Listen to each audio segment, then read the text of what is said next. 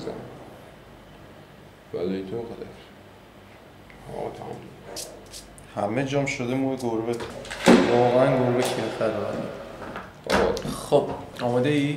چای اینجا باشه اصلا عشقش چای عشق عزیزی. ببین کلا توی این راستا از برنامه دوست ندارم نه اینترو باشه نه سلام علیک باشه سلام درود فلان اصلا برو ولش بریم یک سر سراغ اصل مطلب. مرسی که منو دعوت کردی. خیلی خیلی خیلی خیلی خیلی زیاد تشکر میکنم که اومدی علی جان. خدمت دوستانی که آشنایی ندارن علی از رفیقای صمیمی و میشه گفت قدیمی بنده است که واقعا افتخار دادید. افتخار مرسی از دعوتت. قربونت برم. حالا یه برنامه بعد از این داریم که خیلی اصولی‌تر و موضوع داریم راجع به چجوری میشه گفت پادکسته، ولی خب این برنامه دوست دارم خیلی دلی باشه راجع به قضیه که چند وقتی ذهنمو درگیر کرد و اونم اینه که فرهنگ استریم موزیک توی ایران چقدر جا افتاده، چقدر بیشتر باید جا بیفته، اصلا جا افتاده یا نیافتاده، مردم دارن استریم میکنن، دارن دزدی گوش میکنن موزیکا رو و کلا اینجور قضیه‌ها.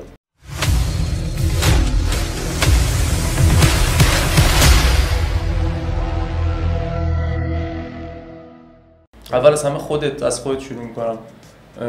موزیک چیا گوش میدی؟ آیا اسپاتیفای گوش میدی یا تلگرام؟ ترجیحاً اسپاتیفای اگه دسترسی داشته باشم دیگه که خیلی وقتا نداریم متاسفانه دسترسی به اسپاتیفای. ایران تحریم کرده ما رو. آره متاسفانه تو ایران تحریم میده. آره با فیلتر شکنم میای دوباره باز قاعده‌های خاص خودشو داره. کلا یک استفاده بی دردسر رو ازش نمیتونی داشته باشی. یه مدت خیلی کوتاهی بشه رفع فیلتر شده، یعنی تحریم برداشتم خیلی راحت مردم اکانت میساختن فری استفاده میکردن و تبلیغات میدن نیاز به تهیه اشتراک نبود، ولی متاسفانه دوباره فیلتر شد تو ایران. پس خودت غالبا از اسپاتیفای استفاده میکنی دیگه؟ آره ترجیحاً اینه که از اسپاتیفای استفاده کنم، چون تو کشور خارجی غالبا دارن مردم یا از اسپاتیفای موزیک گوش میکنن، یوتیوب موزیک، اپل موزیک یا ساندکلاود، یعنی استریم میشه دیگه. یعنی اون شخص با هر بار اون پلی خوردن هر ترکش داره یه منبع درآمدی یه آماری آره به اون چیزاش اضافه میشه و در نهایت به منبع درآمد میرسه که دغدغه خیلی از آرتیست ایرانی هم همینه. فکر می‌کنم دلایل اصلیش یکیش اینه که خب کلا همه چی دیرتر اتفاق میفته دیگه توی کشور جهان سوم همیشه عقب‌تریم هست. آره این هست، یعنی تازه مفهوم اسپاتیفای آدم‌ها دارن آشنا میشن، یوتیوب دارن آشنا میشن و تازه دارن اصلا به این فکر میکنن که اینکه اون اثر اورجینال رو آرتیست خلق کرده و تو وقتی میخوای بهترین راه حمایت ازش اینه که اون رو توی یک چارچوبی گوش بکنی که به آمار شنونده‌هاش اضافه بشه و بهترین کمک و حمایت از یک آرتیست میتونه اون باشه. و متاسفانه میگم دیگه به خاطر اینکه نداریم آپشن درست درمون و بستر درستی نداریم، این به اینجا ختم میشه که قانون کپی رایت کلا یک شوخی میشه. فیلم میخوام ببینیم سریعا راحت ترین گزینه دانلود و یک چیزیه که فکر میکنم باز نسل جدید خیلی بیشتر شده، خیلی یعنی جا افتاده تر شده. و حالا برگردیم به کانسپت رپ فارسی. نمیدونم حالا چقدر آشنایی داری، به نظرم کچی بیت رو میشناسی؟ آشنایی داری؟ آره. کچی کسی بود که به نظرم جز اولین نفره بود که تاکید داشت روی اسپاتیفای و خیلی کمک کرد به جامعه شنونده رپ فارسی که یه ترک هم داره اصلا. آره که فرهنگ استریمو بخوان در واقع رایج‌تر کنن. ترک هم داره، اگه همه بیان اسپاتیفای یه لامبو می‌خرن فلان اگه همه بیان اسپاتیفای یه لامبو می‌خرم میام. واقعا دمش گرم، میگم جز اولینا بود. اون موقع هیچ کس تاکید نداشت و من خیلی فکر کردم سر این قضیه که چرا اینجوری نیست، چرا مردم نمیرن سمت اسپاتیفای، چرا نمیرن سمت یوتیوب، چرا حداقل کاری که میتونن کنن به صورت رایگان از ساندکلاود استریم کنن، چرا این کارو نمی‌کنم؟ من خیلی فکر کردم. حالا جامعه رپ فارس رو دوباره میذارم کنار، برمیگم کلا موزیک. به نظرم خواننده‌های پاپ مقصر اصلی این قضیه ان. تو دلیلش میدونی چرا؟ دارم من حرفی میزنم. شما حالا خواننده پاپ نگاه کن، یارو موزیک جدید میده، هیچ وقت پیش نمیاد بگه موزیک جدید من مثلا منتشر جدیدم. حالا چرا غالبا دارم میگم هیچ وقت اتفاق نمیفته که بگه موزیک من از اسپاتیفای آپلود شد، از یوتیوب آپلود شد، میتونین برین استریم کنین. یارو خواننده پاپ میلیون ها فالوور استوری میذاره ترک جدید منتشر شد، برید از ملوبات تلگرام دانلود کنید. یعنی عمق فاجعه دیگه. یا از تمام سایت های رسمی منتشر شد برید دانلود کنید. احتمالاً یعنی تشویق مخاطب به دانلود. چرا؟ متوجهم چی میگی، ولی احتمالاً برید الگوی تکرار شونده‌ای که برای همون هم اتفاق افتاده رو دنبال بکنی، یه ذره ریشه یابی تر بخوای بکنی قضیه رو.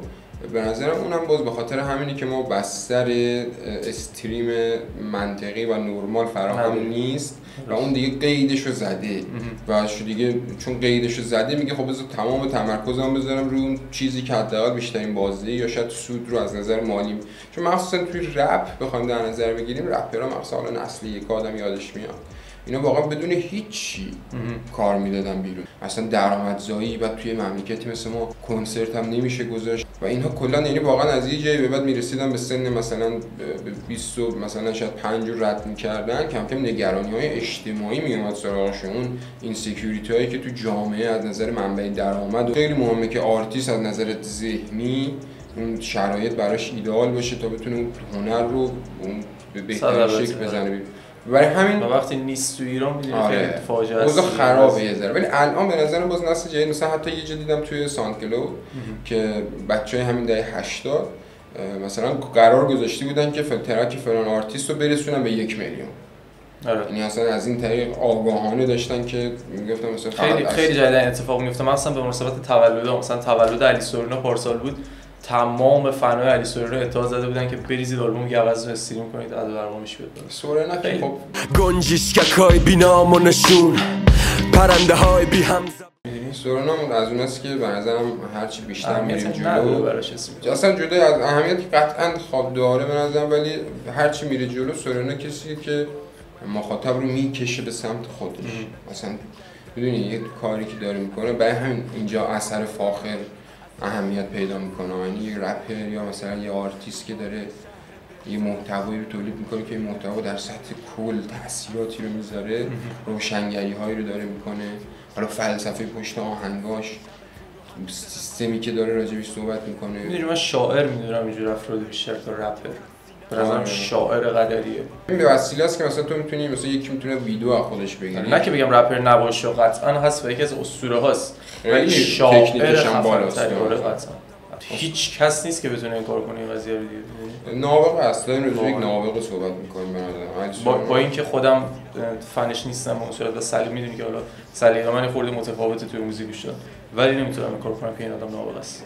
نه نابغه است، اونم برای اینکه این همینم جالبه، خیلی از کسا رو من میشناسم که به خاطر محتوای مثلا یه آرتیست کل اون چیزو طبیعی هم هست، خیلی قابل احترام هم هست اتفاقا، ولی برای منم جالبه بعضی وقتا میشینم بهش فکر میکنم اینم که بعد میفهمم که خب اولا که سلیقه‌ها متفاوته، هدف از شنیدن یک موسیقی متفاوته. دوستم به من میگفت که من فقط موسیقی رو دوست دارم گوش کنم که حالمو بهتر کنم. دقیقاً اصلا تو ویدیو قبلی که با هم گرفتیم و هیچ وقت پخش نخواهد شد یاد باشه راجع به این قضیه صحبت کردیم. من خودم گفتم شخصا اینجوریم که موزیک گوش میکنم که ملودیش میدونید منو بیاره رو، منو فرش کنه، حال بده بهم، نه که مثلا میخوام ببینم یارو چی داره میگه بخواد از تکستش رو من تاثیر بذاره. نه اینجوری نیست. شاید قبلا اینطوری بودم و الان توی حالی که امروز دارم اینطوری نیستم. ساختار رپ چرا اصلا بنا شده، رپ مثلا به چه دلیلی اومده و چه فرمی رو داره دنبال میکنه ها، که بعد میرسیم به محتوا که از اساسی ترین چیزا، چون در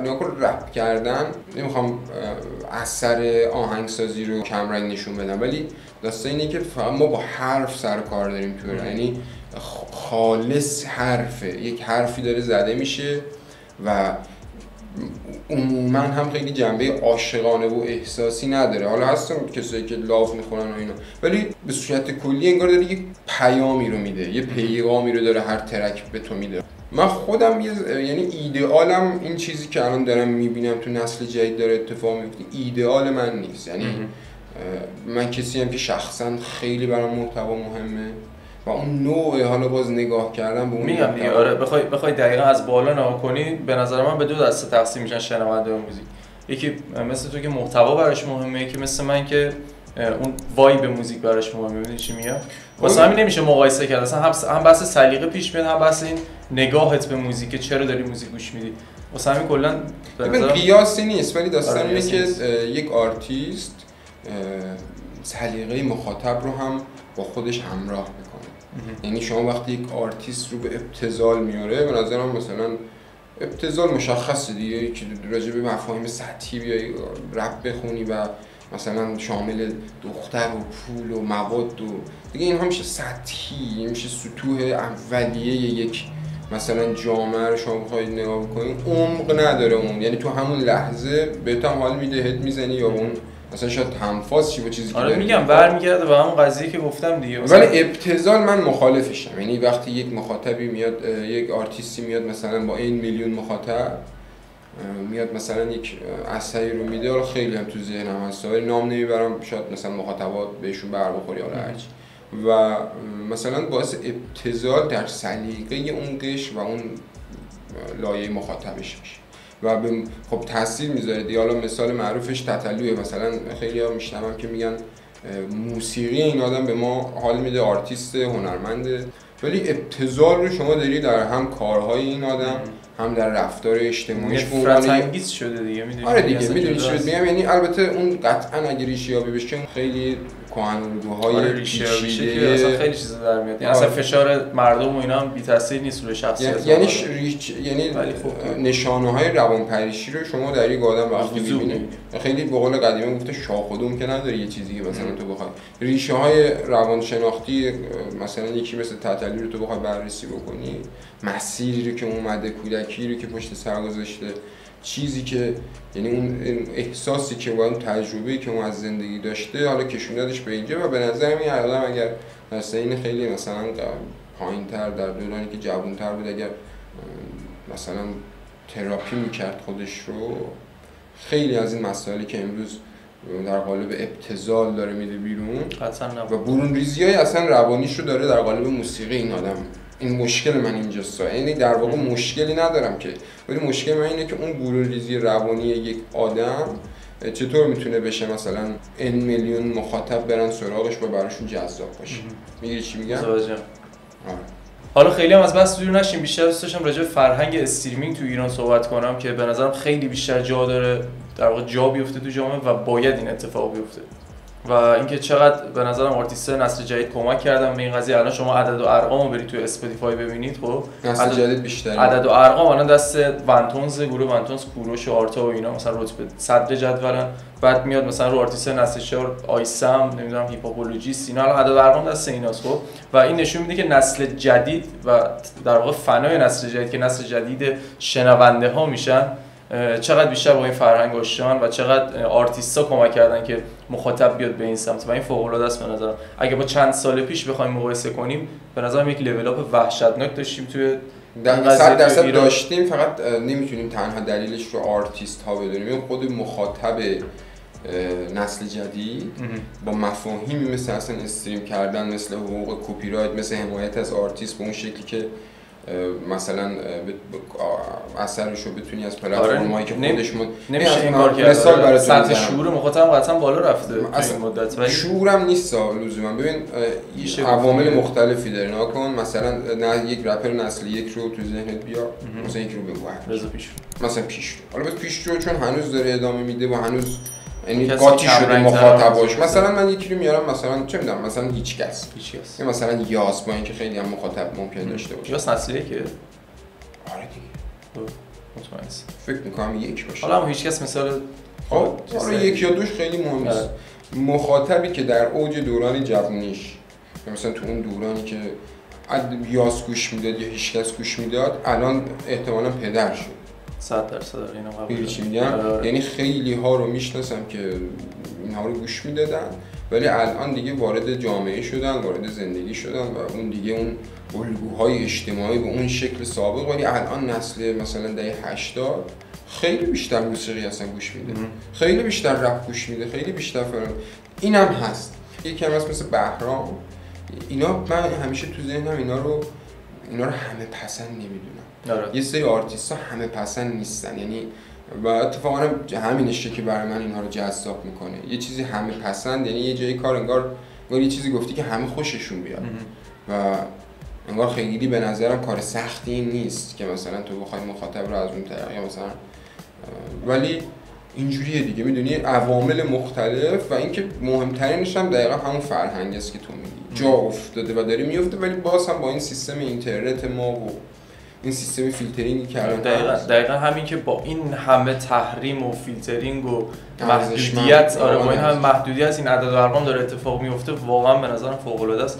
و چه بهتر که حالا اینم بگم این برنامه پارت 2 داره. من قراره حالا یه سری برنامه تو سرم دارم. پارت 2 قضیه چیه؟ الان پارت 1 داریم راجع به این صحبت می‌کنیم که چرا اسپاتیفای، چرا یوتیوب، چرا باید استریم کنیم و تو سرم که برنامه جدا بگیرم راجع به خودم و امثال من که میایم دم از استریم میزنیم، از اونور داریم کارا رو میندازیم تلگرام، کسایی که رسانه دارن، کسایی که چنل تلگرامی دارن میدونیم و قرار راجع به این قضیه هم صحبت کنم خیلی مفصل. حالا با اگه بشه با یکی از آرتیست‌ها رپ فورس، اگه نشد با بقیه ادمینایی که دارن توی تلگرام فعالیت میکنن. حالا برنامه داریم راجع به این قضیه و کامل صحبت میکنیم و همه چی توضیح میدیم و کلا خواستم این برنامه رو بگیریم یه صحبت مختصری کنیم و بگم که بچه‌ها تا جایی که میتونین استریم کنید، اسپاتیفای اکانت تهیه کنید. واقعا گرون نیست. شما 3 ماه از اسپاتیفای استفاده میکنید چقدر؟ 150,000 تومان، 160,000. تازه این قیمت قانونیشه. خیلی هستن دارن غیر قانونی مثلا اکانت کرکی بهتون میدن با 50,000 تومان، 100,000 تومان که همون کارو میکنه. بعد اصلا در واقع شما اگر اکانت پریمیوم نداشته باشی شما به صورت فری میتونی از اسپاتیفای استفاده کنی. آره ولی به شرط وی پی ان خوب. یعنی خیلی مهمه که وی پی ان درست باشه. منظورم اینه که حتی فریه عملاً، یعنی فقط حالا یه تبلیغ میاره هر ببین تقریبا تمام چیزایی که باید بهش اشاره میشد اشاره کردیم و اینکه این برنامه پارت های متعدد داره، حالا با افراد مختلف و خیلی دوست دارم که چند تا از آرتیست‌ها هم دخیل بشن تو این قضیه در برنامه آینده و ببینیم که چه اتفاقی میفته. و باز هم میگم چه بهتر که هر چی بیشتر پیش میریم فرهنگ استریم تو ایران بیشتر جا بیفته، چون آرتیست‌ها واقعا دارن زحمت میکشن. خب این خیلی ارزشمنده که اولا که مثلا تو به عنوان کسی که فعالیت رو تو یوتیوب شروع کردی و میدونم مثلا تو تلگرام و کانالایی که داری پیشروی خاصی داری تو این زمینه و این مسیری که شروع کردی ارزشمنده که میبینم از الان به فکر این مدل فرهنگ سازیه. یعنی چیزی که بیشتر از هر چیزی به نظرم توی این موضوع خاص داریم راجع به رپ صحبت میکنیم، خیلی مهمه که این فرهنگ سازی بشه. خیلی مهمه که صحبت چه از این انفعال ما بیایم بیرون و این دانلود کردن غیر قانونی یه ترک یا آلبوم یا هر چیزی کاری نداره، اتفاقا ساده تره، ولی این عملیات و این دغدغه من بودن خیلی ارزشمنده. ممنونم ازت واقعا که داری تو این راستا فعالیت. کمتر کاری که دستم برمیادی و حداقل در جبران این همه سال که در واقع فاجعه هایی که به بار آوردم یه تنه تو خیلی از مسائل حالا آرتیست و رپ فورس کمتر کاری که دستم برمیاد و خیلی ممنون که اومدی علی. خیلی دوست داشتم اولین پارت این برنامه رو با تو داشته باشیم و اینکه حالا باز هم میگم کمترین کاری که دستم برمیاد. خیلی دوست دارم تو کامنت ها همین ویدیو به 3-4 نفر از بچه‌های اکانت اسپاتیفای با هزینه خودم تقدیم کنم و آره بچه‌ای که حالا دوست داشتین نظرتون رو راجع به این قضیه کامنت کنید و اینکه نقدی اگه به منی که دارم خودم تو تلگرام کار میکنم از این همچین صحبتی میکنم وارد کامنت کنید. چند تا کامنت رو انتخاب میکنم اون تو ویدیو بعدی یا تو چنل تلگرامم که لینکش این زیر میاد.